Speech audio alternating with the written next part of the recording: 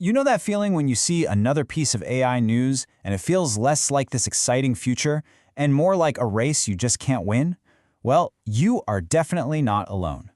Today, we're going to look at a whole new way to think about AI, one that puts the focus right back where it belongs, on us. I mean, it really feels like every single week there's a new update, right? ChatGPT 5 is just around the corner, there are new models popping up all the time, and we're constantly hearing this phrase, lifelong learner. But honestly, sometimes it feels more like being a lifelong runner, just trying to keep from falling behind. And this pace, it creates this really weird mix of feelings, doesn't it? I mean, on one hand, it is pretty exciting to see what's possible. But on the other, let's be real, it is just plain exhausting. It's like we're in a perpetual chase with a technology that's literally designed to always be one step ahead of us. So let's start right there. Let's call this feeling the AI anxiety. Because this sense of being in a constant chase, that's really the heart of the problem for so many of us. So, what do? Our first instinct, our gut reaction, is to try and learn the tech itself. We think, okay, I have to master this tool, I have to learn this skill to stay relevant. But what if that's the wrong race entirely?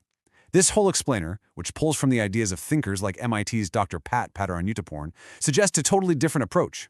It suggests we've been focusing on the wrong thing from the very beginning. Okay, so this new approach really kicks off with a super powerful metaphor that helps reframe what AI actually is. Let's call it the amplifier metaphor. The core idea here is really simple. AI is just a tool, a magnifier. It doesn't just invent wisdom or purpose out of thin air. All it does is take what's already inside of you, your goals, your knowledge, your intentions, and yeah, even your flaws, and it just blows them up to a massive scale.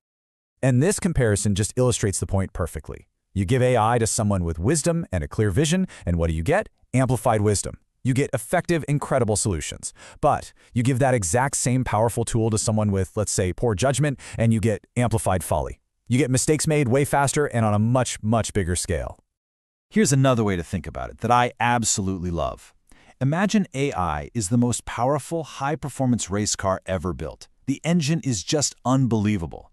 But a race car, no matter how fast it is, can't win a race by itself. It needs a driver.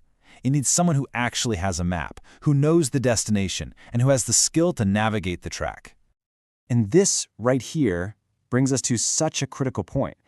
If the driver is the most important part of this whole equation, are we actually training the driver? Or are we just spending all of our time and energy staring at the car's engine, trying to learn every single technical spec, while completely ignoring our own ability to actually steer the thing? This whole focus on the driver brings us to what is really the most important part of this entire conversation, asking the all-important question. You know this question. It's the one that fuels all that anxiety we talked about. It's the one that keeps us stuck in that never-ending race. We see a shiny new tool, and our very first thought is, how do I use that? How can I master it before I fall behind? Let me just say it plain and simple. This is absolutely the wrong question to be asking. It keeps us reactive. It keeps us always responding to the technology, always being a consumer of the next new thing. It puts the tool in the driver's seat, not us. This is it. This is the question we actually need to be asking ourselves. Before we even touch the tool, before we worry about the next software update, we have to look inward. What is my purpose? What unique thing do I want to build or create? What's my destination? Because only after you know where you're going can you even begin to decide which car you want to drive. And to answer a question that big, you first have to understand the difference between knowledge and learning. Right now, most of us are drowning in knowledge. We're just passively consuming information, endlessly scrolling through what other people think. But we are starving for true learning, which is the active, messy process of gaining real wisdom from our own unique experiences. Answering that big question, what do I want to do, isn't about consuming more information. It's about building your own personal map, a map of your values. It means stepping away from the screen to go have real-world experiences. And then, and this is the important part, taking the time to reflect on them, to really understand who you are. So all of this really boils down to a fundamental choice. In this new world of AI, we are all standing at a crossroads with two paths forward. On one path, you are the driver. Your mindset is that of a proactive creator. Your focus is on self-knowledge and purpose. You use AI as a tool to build your vision, and you feel empowered, you feel in control. And then there's the other path, where you are the driven. You're a reactive consumer, just chasing the next trend, always feeling anxious and behind. And your goal isn't to build your own vision, it's just to keep up. So, if you take only one thing away from our time together, please let it be this. The race to become an expert in AI, it's a distraction.